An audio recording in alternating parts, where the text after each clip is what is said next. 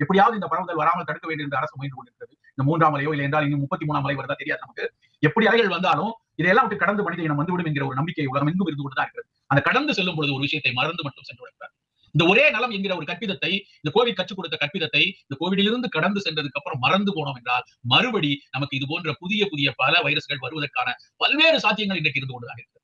நண்பர்கள், இது விளையாட்டு அல்ல. இந்த புள்ளியியல் அடிப்படையில் அவர்கள் சொல்லக்கூடிய செய்திகளை படிக்கும் போது நமக்கெல்லாம் ஒரு மிகப்பெரிய ஒரு பொறுப்புணர்வு ஒரு பக்கம் அச்சம் இருக்கிறது. ஒரு எண்ணிக்கை சொல்கிறார்கள். UNDP வந்து சமீபத்தில் ஒரு எண்ணிக்கையை சொல்லியிருக்கிறது. 6 லட்சம் வைரஸ்கள் இது போல் வரலாம் என்று சொல்கிறார்கள்.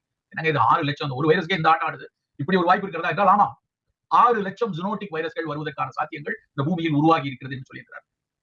6 லட்சம் வைரஸ்ல எத்தனை வைரஸ் இது போன்ற ஒரு பெரிய பாதிப்பை உண்டாக்கி கொடுக்கும், எவ்வளவு சீக்கிரம் ஒரு 10 ஆண்டுகளிலா 50 ஆண்டுகளிலா 100 ஆண்டுகளிலா தெரியாது. ஆனால் அப்படியான சாத்தியம் உள்ள வைரஸ்கள் ஆங்காங்கே கிளம்பிக் கொண்டிருக்கின்ற என்பது வரலாற்று ரீதியாக அறிவியல் ரீதியாக மிக மிக முக்கியமான ஒரு விஷயம். 15 ஆண்டுகளுக்கு முன்னாடி இன்றைக்கும் CDC தலைவராக இருக்கக்கூடிய ஆண்டனி ஃபவுசி, நம்ம எல்லாம் படிச்சிருப்போம் இணையத்தில் அந்த வார்த்தை கடந்த 2 ஆண்டுகளில் அதிகம் தேடப்பட்ட சொல் என்று சொல்லலாம். அந்த ஆண்டனி ஃபவுசி வந்து 15 வருஷத்துக்கு முன்னாடி சொன்னார். என்ன சொன்னார்? அப்ப இருந்த அமெரிக்க அதிபரை பார்த்து சொன்னார், நீங்கள் தவறு செய்கிறீர்கள்.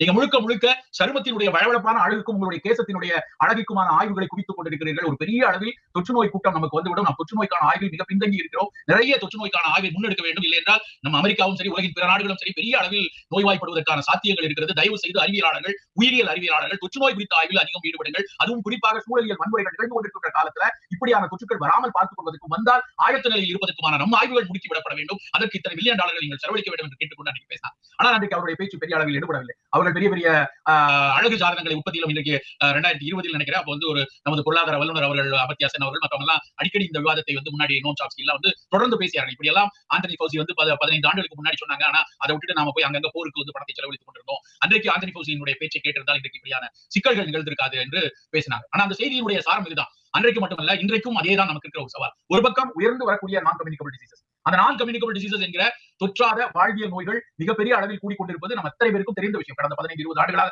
நான் பல்வேறு அரங்குகளில் தொடர்ந்து பேசிக் கொண்டிருந்தது அந்த நான் கம்யூனிகபிள் டிசீஸினுடைய உயர்வு. அதற்கு காரணம் இந்த வளர்ச்சி தான். இந்த அபரிதமான அறிவியல் வளர்ச்சி, அந்த அறிவியல் வளர்ச்சி என்கிற பெயரால் சூழலில் நடத்தப்படக்கூடிய வன்முறைகள், அதுக்கப்புறம் நம் உணவில் நடந்த மாற்றங்கள், நம் பயிரில் நடந்த மாற்றங்கள், உணவு பயிரில் நடந்த மாற்றங்கள், இவையெல்லாம் ஒரு பக்கம் தொற்றாத வாழ்வியல் நோய்களை நேரடியாக நமக்கு வந்து கொண்டு வந்து கொடுத்தது. இன்னொரு பக்கம் இதே இந்த காலகட்டத்தில் இதே வளர்ச்சி என்கிற காரணத்தினால அந்த வளர்ச்சி என்கிற பெயரை முன்னால் நிறுத்தி சூழலில் நடத்திய வன்முறைகள் இந்த பூமியை பாழாக்கியது, இந்த மண்ணை பாழாக்கியது, இந்த காற்றில் பல்வேறு விஷம துளிகளை கசிய விட்டது. இவையெல்லாம் வந்து இன்னொரு பக்கம் பிற உயிர்களுக்கு மிகப்பெரிய அசாதாரண நிலையை உருவாக்கியதனால அவை இன்றைக்கு மாற்றம் பெற்று அதில் இருக்கக்கூடிய உயிர்கள் மாற்றம் பெற்று இன்றைக்கு அது கம்யூனிகபிள் டிசீசஸ்ல இது மாதிரியான ஜூனோட்டிக் வைரஸ்களாக உருவாக்குது. ஒரு பக்கம் நான் கம்யூனிகபிள் டிசீஸுக்கும் இன்னொரு பக்கம் உயர்ந்து வரக்கூடிய கம்யூனிகபிள் டிசீஸுக்கும் அடிப்படை காரணம் நம்முடைய ஆந்த்ரோபோசென்ட்ரிக் ஒரு நிலைப்பாடு, மனிதனை மையமாக வைத்து நகரக்கூடிய நிலைப்பாடு.